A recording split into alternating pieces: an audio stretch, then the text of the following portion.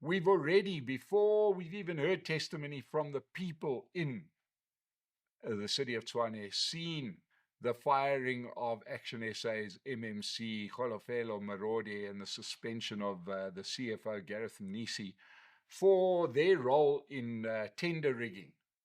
And that's before you've even started to investigate. So it's going to be very difficult in the city of Tshwane, and I think some stuff's going to come out. They're going to start hearing from the place that seems to be the source of all the problems, and that is the Metro Police Department. So first we're going to hear from the Tshwane Metro Police Chief, Yolanda Faro, and I think a lot is going to follow, because let's not forget, they've got a deputy mayor, right, Eugene Modise, who seems to be a criminal syndicate of his own.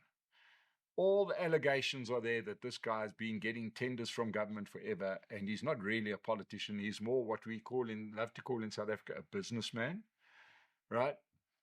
It's going to be very hard to see this guy escaping the Madlanga Commission.